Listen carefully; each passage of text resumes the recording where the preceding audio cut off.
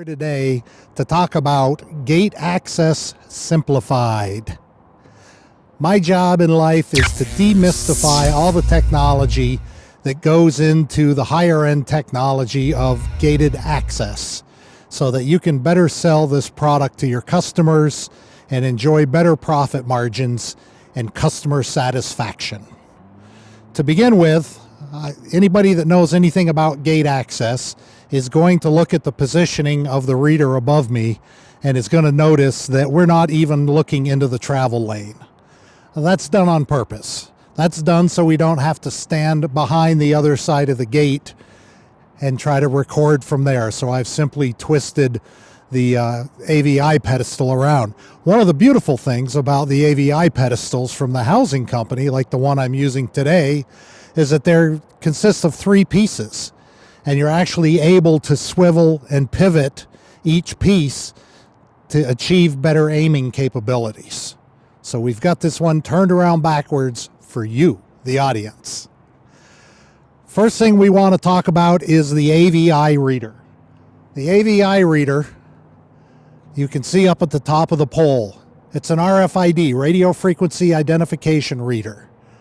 And what it's doing is it's emitting radio frequency that gets absorbed and reflected back to the reader by passive tags. Now, a passive tag, as I'm going to show you here, is basically a paper-thin tag that has no battery in it.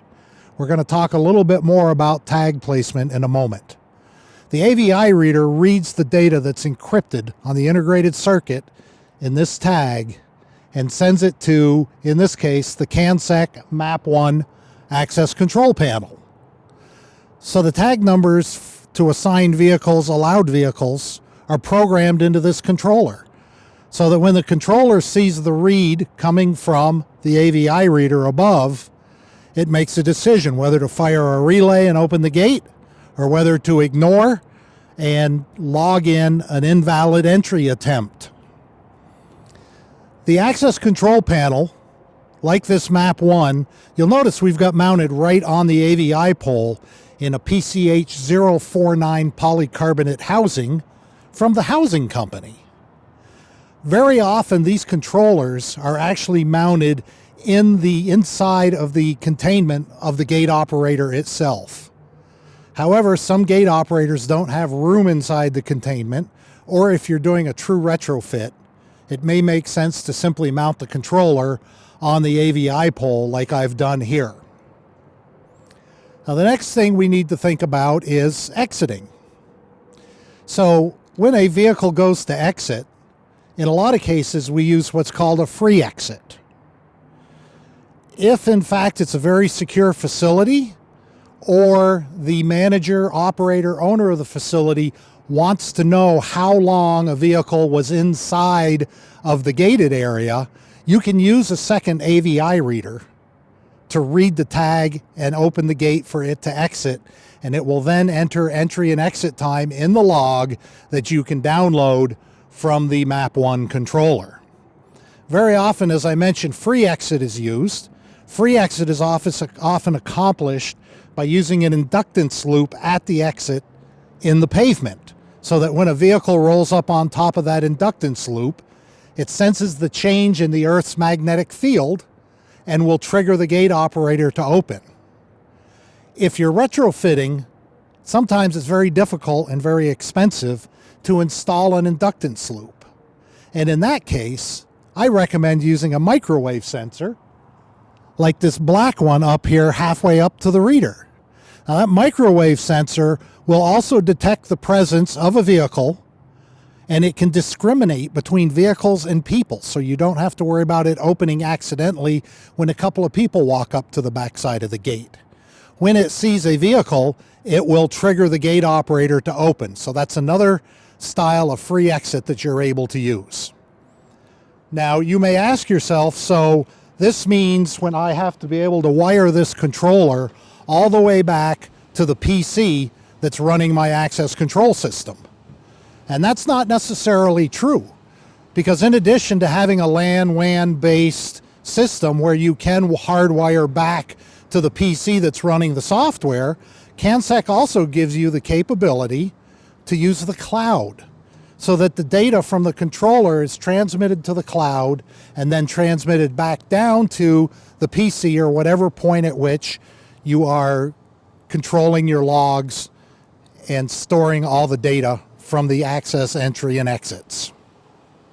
Now, besides this RFID technology, we can also utilize other technologies other than RFID. So standard proximity technology can be used, or one of my favorites is Bluetooth.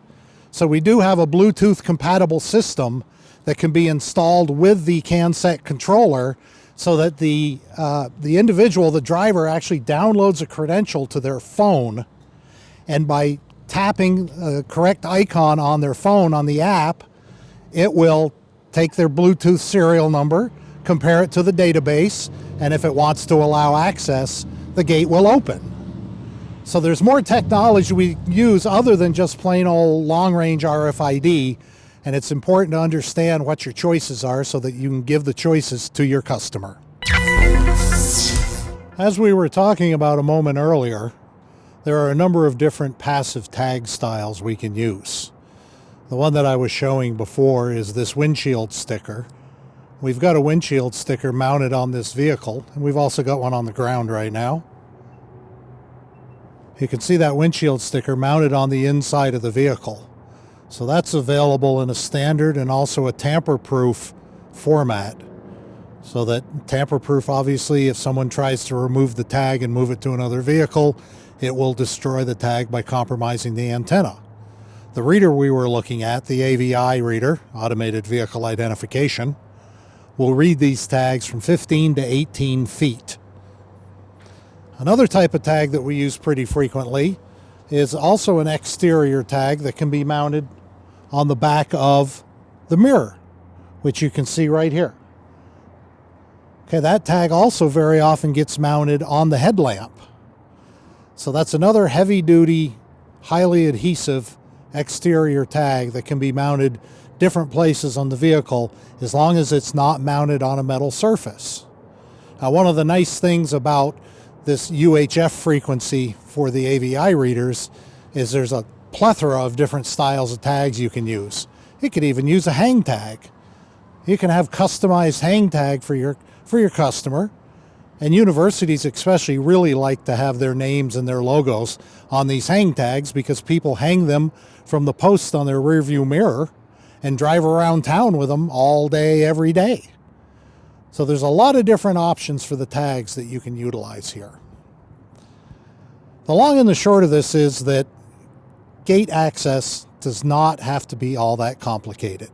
I hope I've done a little bit to demystify how it works and how the components come together. Now, one important thing that I want you to take away from this video is the fact that cramZ Marketing Services has used all these types of devices for many, many years. And I'm very well versed in all the different things that can go right and go wrong. I've been at literally hundreds of installations where we've used those AVI readers. So whether it be AVI, proximity, or Bluetooth, cramZ Marketing is your go-to company. All of the products we've been looking at are in inventory in my office, and I can put together a nice package for you. All I need to do is know a few details about the installation. Some pictures or a little video would be nice. And I can put together a really nice quote for you that can cover all your needs and make you look like a hero to your customer. And let's face it, that's what it's all about. We all want to be heroes. So thank you very much for your time. I encourage you to please like this video and subscribe to my YouTube channel so that every time I release a new video, you'll be notified and you can view it. Thank you, and hey, let's do some business together.